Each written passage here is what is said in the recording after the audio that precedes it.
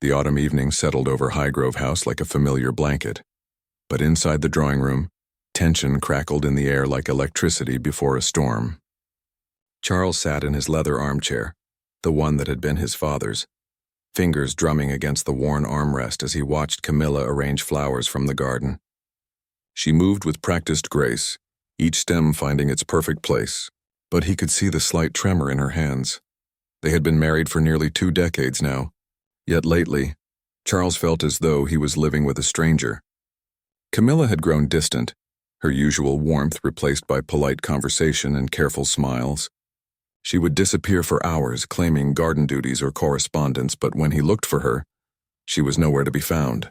Phone calls ended abruptly when he entered rooms, and letters arrived that she quickly tucked away. The fire popped in the hearth, sending sparks up the chimney, and Charles cleared his throat. "You seem preoccupied lately, my dear," he said, his voice carrying the weight of unspoken concerns. "Is everything quite all right?"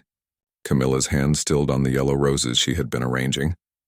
For a moment, the only sound was the grandfather clock ticking in the corner, each second stretching like an eternity. She turned to face him, and Charles saw something flicker across her features. Was it fear? Guilt? He couldn't be sure. "Everything is fine, Charles," she replied, but her voice lacked its usual confident tone. "Just the usual duties, you know how it is." She turned back to the flowers, but her movements had become mechanical, desperate even. Charles studied her profile in the lamplight.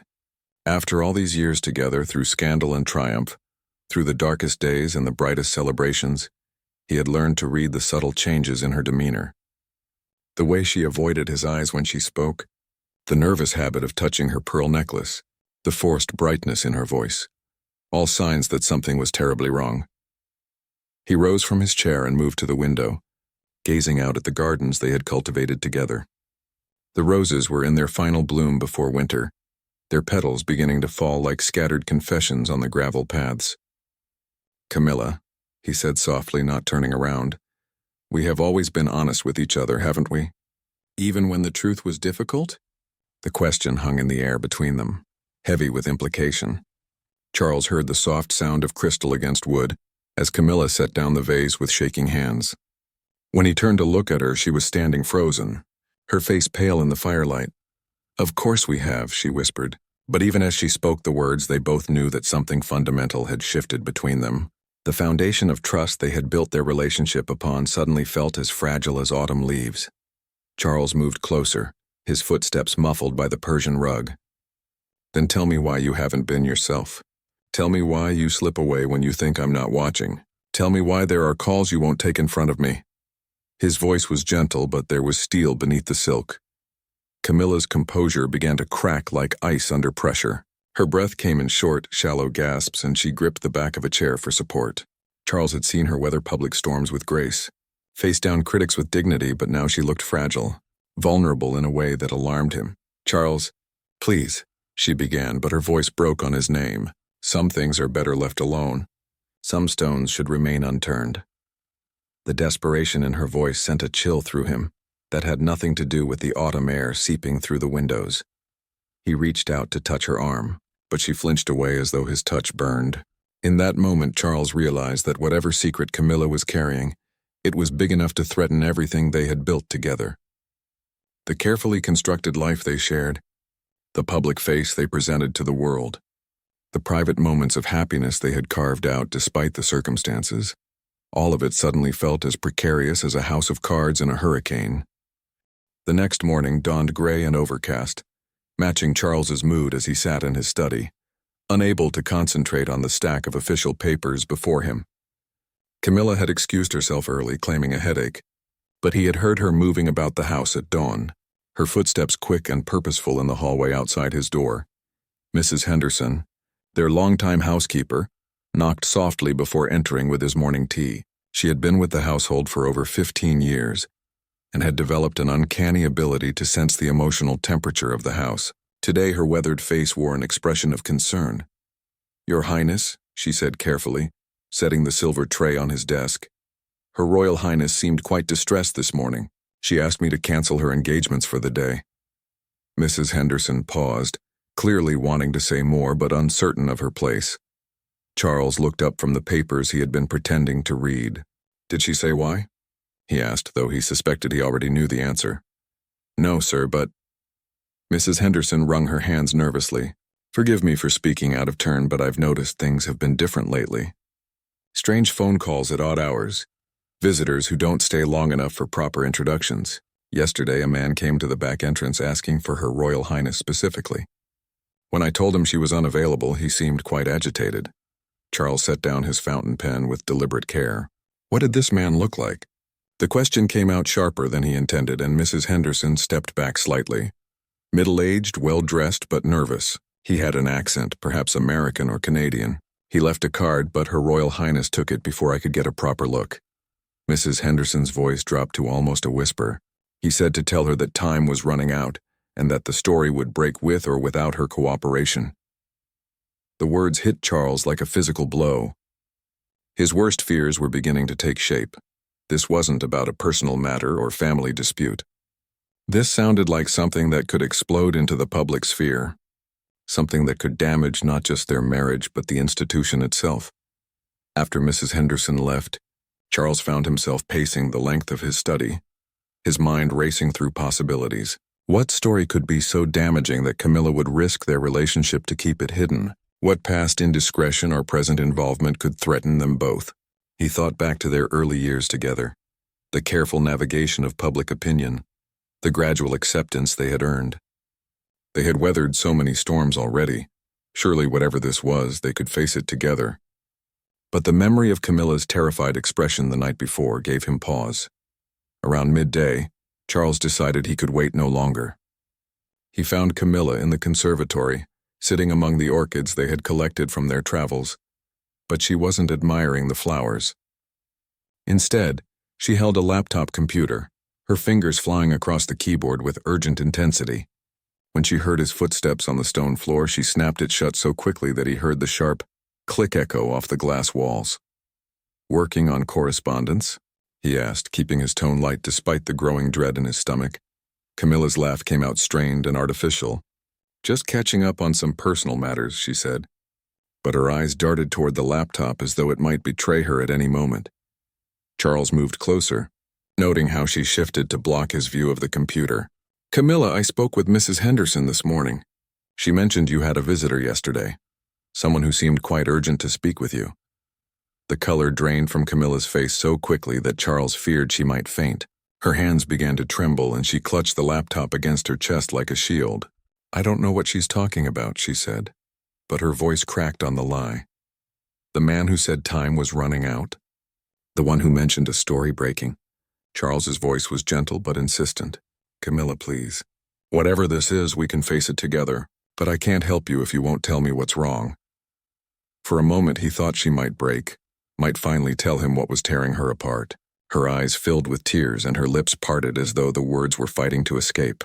But then, like a door slamming shut, her expression hardened. There's nothing to tell, she said firmly, standing abruptly and clutching the laptop to her chest. Mrs. Henderson must have misunderstood something. You know how these things get blown out of proportion. But as she hurried past him toward the door, Charles caught sight of something that made his blood run cold. On the screen of her phone, which she had left behind in her haste, he could see the partial heading of a news article. Exclusive royal family connection to missing. The rest was cut off, but it was enough to confirm his worst fears. Whatever Camilla was hiding, it was already making its way into the media. And time, as the mysterious visitor had warned, was indeed running out. Charles spent the afternoon in a state of barely controlled anxiety, the partial headline burning in his memory like a brand. He tried to focus on his scheduled calls with various charity organizations, but found himself stumbling over words and losing track of conversations. By evening, he had made a decision that went against every instinct for propriety and privacy that had been drilled into him since childhood. He waited until Camilla had retired to her private sitting room, claiming she needed to review some documents for an upcoming engagement. Then, feeling like a criminal in his own home, Charles made his way to her study. His hands shook slightly as he turned the handle, half expecting to find the door locked. It wasn't. The room smelled of Camilla's perfume and the lavender sachets she kept in her desk drawers. Her laptop sat closed on the antique writing desk, an innocent-looking device that might hold the key to understanding what was destroying his wife from the inside. Charles hesitated for a long moment, his conscience warring with his desperation for answers. The laptop wasn't password protected, a detail that struck him as odd, given Camilla's recent secretive behavior. Perhaps in her distress she had forgotten to secure it. The screen came to life, showing a desktop cluttered with folders and documents. His heart hammered as he opened the browser history. What he found there made him sink into Camilla's chair, his legs suddenly unable to support him. Page after page of searches, statute of limitations fraud, charges, international extradition laws, witness, protection programs, how to disappear. Completely. But it was the email correspondence that truly shattered his world. The messages were from someone named Marcus Holloway, and they painted a picture that Charles could barely comprehend. Apparently 30 years ago, before she had met Charles, Camilla had been involved in something that had gone terribly wrong. A business venture in Canada that had collapsed, taking with it the life savings of dozens of investors. Money had gone missing, and while no charges had ever been filed, the suspicious circumstances had haunted her ever since.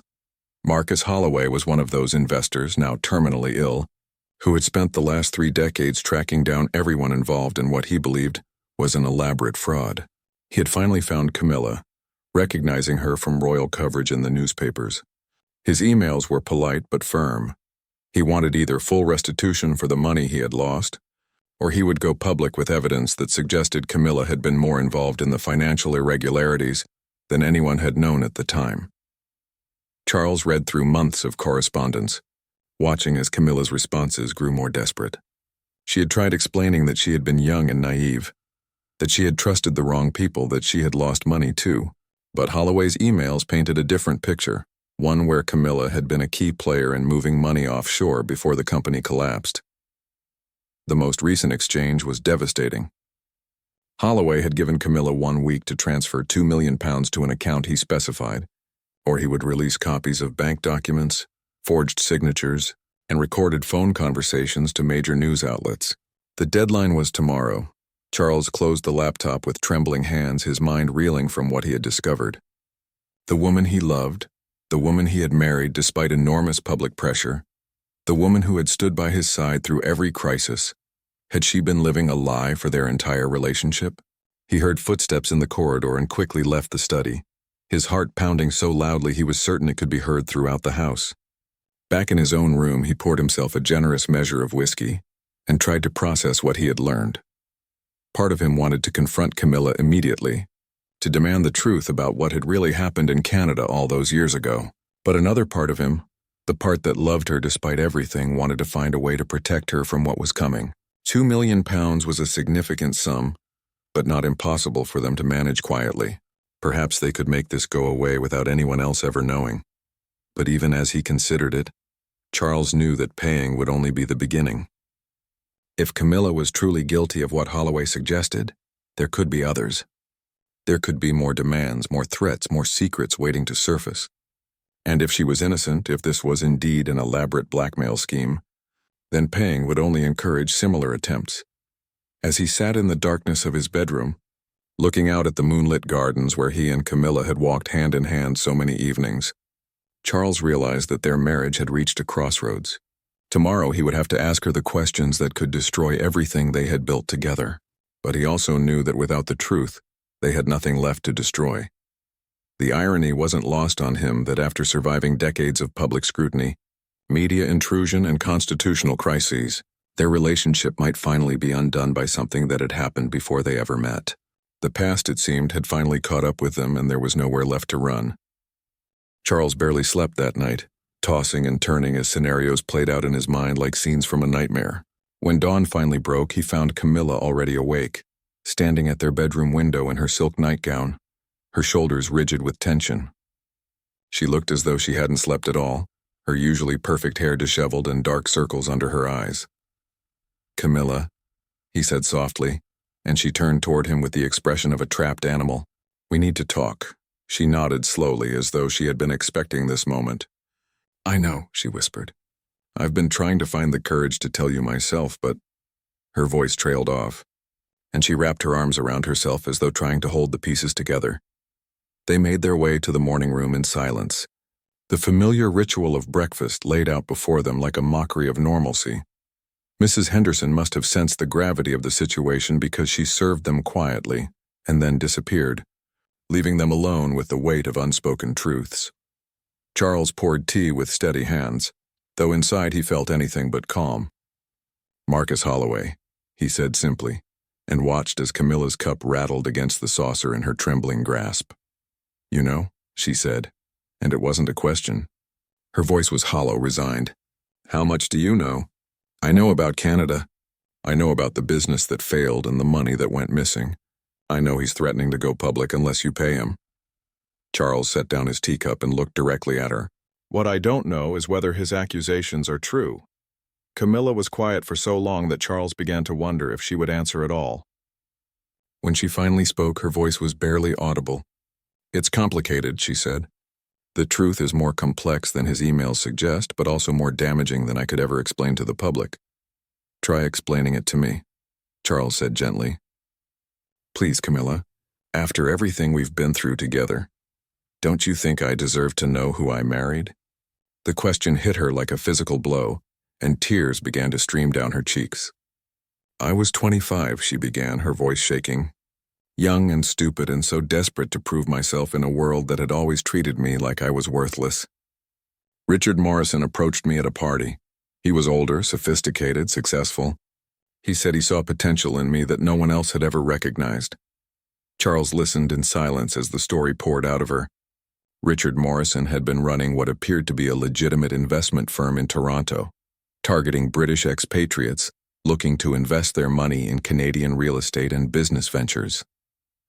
Camilla had started as his assistant but quickly became much more, his partner in business and in bed. "I thought I loved him," Camilla continued, her voice growing stronger as the words finally found their freedom, "and I thought what we were doing was legitimate. The investors were getting good returns, at least initially, but Richard was using new investments to pay earlier investors, creating the illusion of success while siphoning money into offshore accounts. A Ponzi scheme," Charles said quietly. "I didn't know that's what it was called then, but yes. By the time I realized what was happening, it was too late. Richard had already moved millions offshore, and I had been the one handling much of the paperwork, signing documents I didn't fully understand."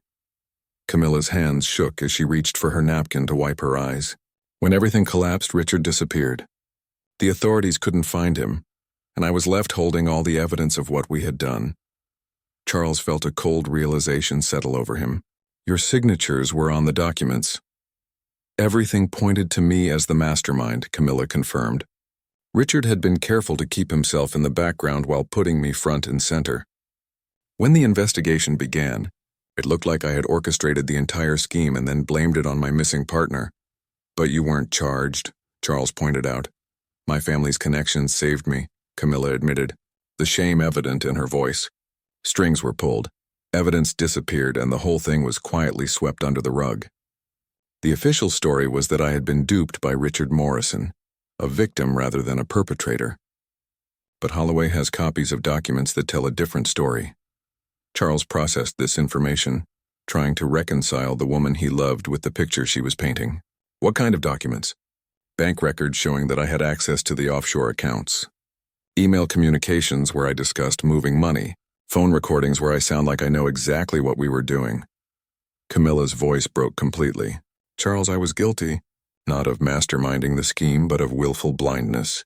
I knew something wasn't right, but the money was so good and Richard made me feel so important, so valued. I chose not to ask the hard questions because I was afraid of the answers." The confession hung between them like a chasm, and Charles realized that his world had fundamentally shifted. The woman he had married, the woman who had become his anchor and his strength, had been carrying this terrible secret for their entire relationship. "How much money was involved?" he asked finally. "Nearly $50 million, Camilla whispered. "Holloway lost his entire retirement savings, $800,000. His wife died without being able to afford the medical treatment that might have saved her, because they couldn't access their money when the scheme collapsed." Charles understood now why she looked so haunted, why the secret had been eating her alive. This wasn't just about money or reputation. It was about real people whose lives had been destroyed by her actions, however naive or misguided they might have been. The silence that followed Camilla's confession seemed to stretch for eternity. Charles stared out the window at the perfectly manicured gardens, trying to process the magnitude of what she had told him. $50 million. Lives destroyed. His wife's involvement in something that could bring down everything they had worked to build together. "Why didn't you tell me before we married?" he asked finally, his voice carefully controlled. This is exactly the kind of thing that should have been disclosed during the security clearance process. Camilla's face crumpled with fresh shame. "I tried to convince myself it was buried so deep that it would never surface. The investigation had been closed, the records sealed. My family's lawyers assured me that as long as I never returned to Canada and stayed out of any business ventures, it would remain forgotten." She laughed bitterly.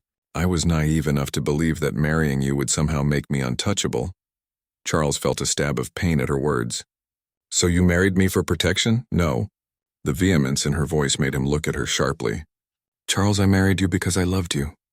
I still love you.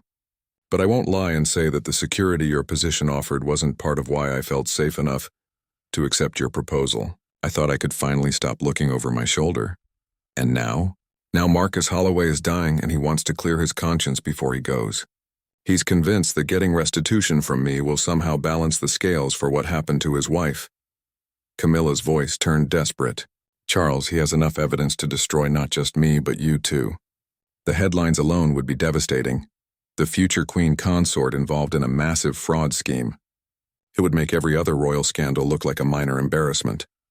Charles stood abruptly and began pacing the length of the room, his mind racing through the implications. The constitutional crisis alone would be enormous. Parliament would demand investigations. The Commonwealth realms would question the stability of the monarchy, and the carefully cultivated public trust they had spent decades rebuilding would be shattered overnight. "What exactly does Holloway want?" he asked. £2 million transferred to a specific account by midnight tonight. In exchange, he'll turn over all the documents he's collected and sign a confidentiality agreement. Camilla's voice was hollow. "But Charles, even if we pay him, there's no guarantee he's the only one. If he found me, others might too, and paying him would essentially be an admission of guilt." Charles stopped pacing and turned to face his wife.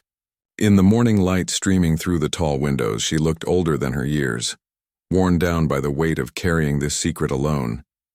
Despite everything she had just told him, despite the lies and the omissions and the potential for catastrophe, he felt a surge of protective love for her.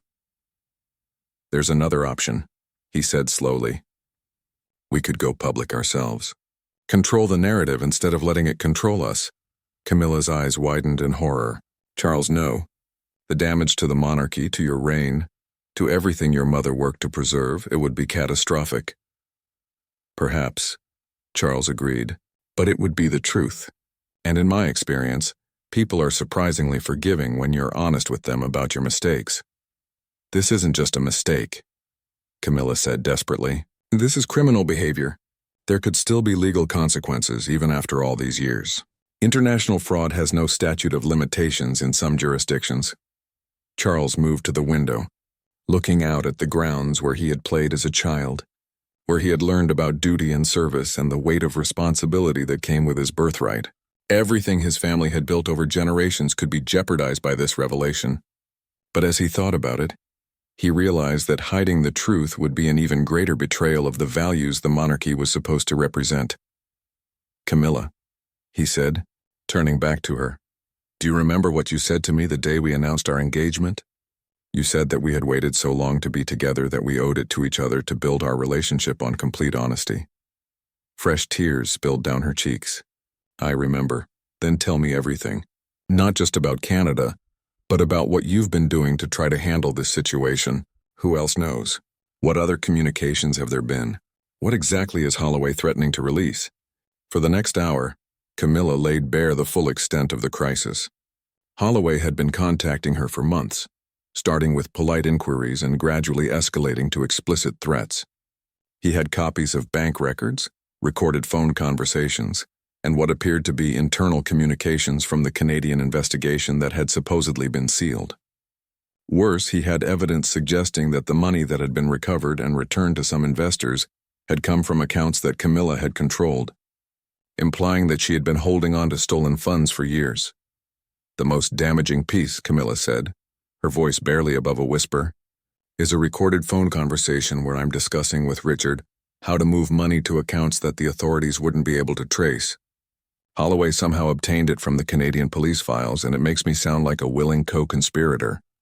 Charles felt the weight of the decision settling on his shoulders. Pay the blackmail and hope it went away, knowing it would likely only encourage more demands, or face the crisis head-on and deal with whatever consequences arose from the truth. As he looked at his wife, really looked at her, seeing the fear and shame and desperate love in her eyes, Charles realized that the choice had already been made. They had built their relationship on the foundation of weathering storms together. This would be the ultimate test of that promise. Charles spent the afternoon in his private office, making phone calls that he had never imagined he would need to make. First to the palace's chief legal counsel, then to the head of royal communications, and finally to the Prime Minister's office. Each conversation was more difficult than the last, as he explained the situation and the impossible choice they faced. Sir Geoffrey Whitman, the palace's longtime legal advisor, was characteristically blunt in his assessment. Your Majesty, if even half of what you've described is accurate, this could trigger a constitutional crisis unlike anything we've seen in modern times. The opposition will demand investigations, Parliament will be in uproar, and the Republican movement will seize on this as proof that the monarchy is fundamentally corrupt. And if we pay the blackmail? Charles asked. Then you're admitting guilt and setting a precedent that the royal family can be extorted. Every person with a grudge and a creative story will come crawling out of the woodwork. You'll be paying for the rest of your life. Sir Geoffrey paused. There's also the matter of the legal implications. Paying money to suppress evidence of criminal activity could itself be construed as obstruction of justice. Charles rubbed his temples, feeling the beginning of a crushing headache. What do you recommend? Honestly, sir, I recommend you consider whether this marriage is worth the price you're being asked to pay. An annulment, a quiet separation, a statement that you were unaware of your wife's past. There are ways to distance yourself from this situation. The suggestion hit Charles like a physical blow. That's not an option, he said firmly. We face this together or not at all. When he returned to their private quarters that evening, Charles found Camilla sitting in the same chair where this nightmare had begun, staring at her phone. Her face was pale and her hands shook as she held the device. He sent another message, she said without looking up. The deadline has been moved to 6 hours from now. He says the story will break in the morning papers regardless, but if I pay, he'll make sure my involvement is described as minimal. Charles sat down across from her, taking her cold hands in his. Camilla, look at me. When she finally raised her eyes, he saw a depth of despair that broke his heart. I've spent the day talking to lawyers, communications experts, and government officials. I've thought about every possible angle, every potential consequence. And, she whispered, and I've made a decision. We're not paying him. Camilla's face went white. Charles, you don't understand what this will mean. I understand perfectly, he interrupted gently. It means we're going to tell our story before he can tell his. Tonight, we're going to draft a statement that acknowledges your past mistakes, expresses genuine remorse for the people who were hurt, and explains the full context of what happened 30 years ago. The monarchy will never survive it, Camilla said, tears streaming down her face. The monarchy has survived civil wars, world wars, abdications, divorces, and scandals that seemed catastrophic at the time. It will survive this too, but only if we handle it with complete transparency and honesty. Charles squeezed her hands. More importantly, our marriage will only survive if we stop running from the truth. But the damage to your reputation, to your legacy, will be far less severe if we control the narrative than if we let a dying man with a grudge tell the story for us. Charles's voice grew stronger, more confident. Camilla, you made terrible mistakes when you were young. You allowed yourself to be used by someone who manipulated your trust and your desire to succeed. But you've spent the past 30 years living with that guilt, trying to make amends through the charitable work you've done, the causes you've supported. Camilla shook her head. That doesn't bring back the money people lost. That doesn't give Marcus Holloway back the years with his wife. No, it doesn't. But hiding from the truth doesn't accomplish those things either. Charles stood and moved to his desk, pulling out a legal pad. We're going to craft a statement that acknowledges what you did, expresses genuine remorse, and outlines a plan for making real restitution to the victims who can be identified. Restitution? Camilla's voice was barely audible. We're going to establish a fund to compensate the people who lost money in that scheme. Not just Holloway, but everyone we can track down. It won't undo the damage, but it will demonstrate that your remorse is genuine and that you're willing to take responsibility for your actions. For the first time in days, something like hope flickered in Camilla's eyes. That could cost tens of millions of pounds. Then that's what it cost, Charles said simply. We have the resources and it's the right thing to do. They worked through the night drafting and redrafting the statement with input from the palace's legal and communications teams. The final version was brutally honest about Camilla's involvement in the scheme, her failure to ask the right questions when she should have, and her complicity in moving money that she knew or should have known was stolen. But it also provided context about her youth, her vulnerability to manipulation, and the genuine remorse she had carried for 3 decades. As dawn broke over London, Charles and Camilla sat together in their sitting room, the statement complete and ready for release. In a few hours, it would be sent to every major news outlet, accompanied by the establishment of the Victim Restitution Fund with an initial commitment of £25 million. Are you ready for this? Charles asked, looking at his wife in the early morning light. Camilla took a deep breath, and for the first time in weeks, she looked directly into his eyes without fear or shame. Yes, she said. Whatever happens next, at least we'll face it together, with the truth finally out in the open. Charles squeezed her hand as they prepared to step into the storm that would inevitably follow. But for the first time since this crisis began, he felt a sense of peace. They had chosen the harder path, but it was the right one. The statement was released at precisely 8 a.m. London time, just as the morning news programs were beginning their broadcasts. Within minutes, Charles and Camilla's phones were buzzing with calls from journalists, palace staff, and government officials.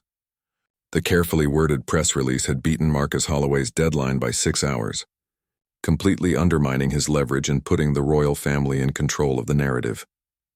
Sir Geoffrey arrived at the palace by 9, his usually composed demeanor showing signs of strain.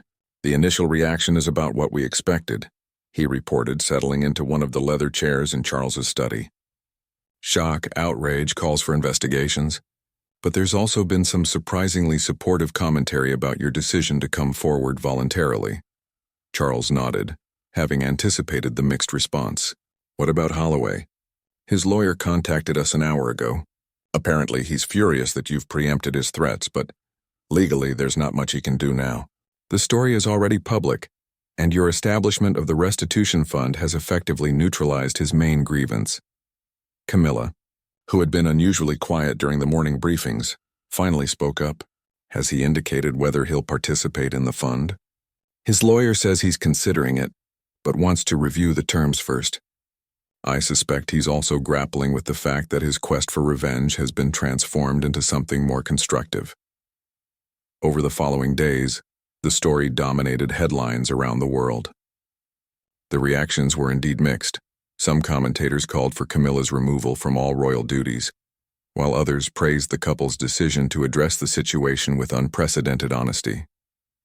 Parliamentary questions were raised, investigations were demanded, but gradually, a different narrative began to emerge. The victims of the original fraud began coming forward, many expressing surprise and gratitude that someone was finally taking responsibility for what had happened to them. Margaret Chen, who had lost her life savings in the scheme, gave an interview to the BBC where she said, "For 30 years, I thought no one cared about what happened to us.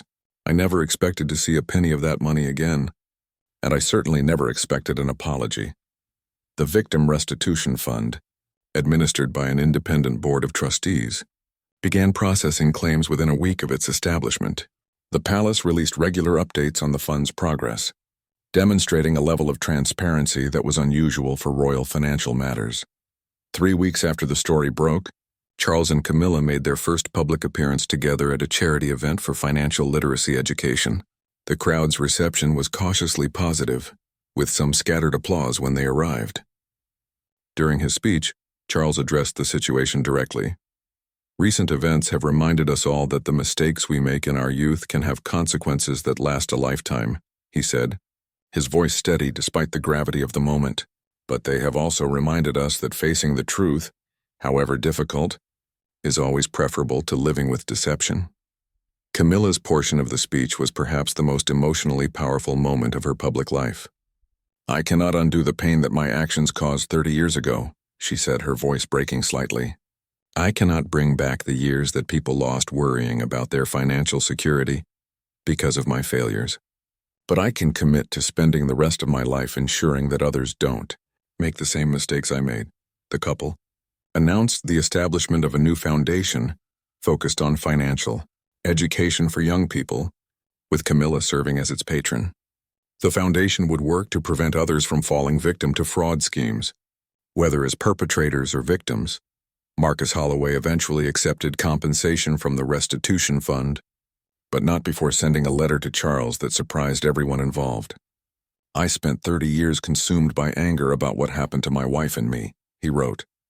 "Your wife's confession and your joint response have given me something I didn't expect to find. Closure. Not because of the money, but because someone finally took responsibility. The constitutional crisis that many had predicted never fully materialized. While there were difficult questions in Parliament and uncomfortable conversations with Commonwealth leaders, the monarchy's proactive response and commitment to transparency helped contain the political damage. Public opinion polls showed that while trust in the royal family had taken a hit, the majority of Britons respected the way the situation had been handled. 6 months later, as Charles and Camilla walked through their gardens on a crisp autumn evening, the crisis felt like a distant nightmare. The roses were preparing for winter again, their petals falling like memories onto the gravel paths. "Do you ever regret it?" Camilla asked suddenly. "The way we handled everything? Sometimes I wonder if we could have found a quieter way to resolve things." Charles considered the question carefully. "I regret that it took a blackmail threat to get the truth out of you," he said gently. "I regret that we didn't have this conversation years ago, when we might have faced it together from the beginning. But I don't regret choosing honesty over concealment, even though it nearly destroyed everything we'd built. Camilla, what we built on a foundation of lies was never really ours to begin with. What we have now, whatever emerges from this experience, is real because it's built on truth." Charles stopped walking and turned to face her. "Besides, we didn't just survive this crisis. We turned it into an opportunity to help people. The restitution fund, the financial literacy foundation, the conversations about accountability and redemption. None of that would have happened if we'd simply paid Holloway and hoped for the best." Camilla smiled, and for the first time in years it reached her eyes completely. "You know, I think Marcus Holloway did us a favor.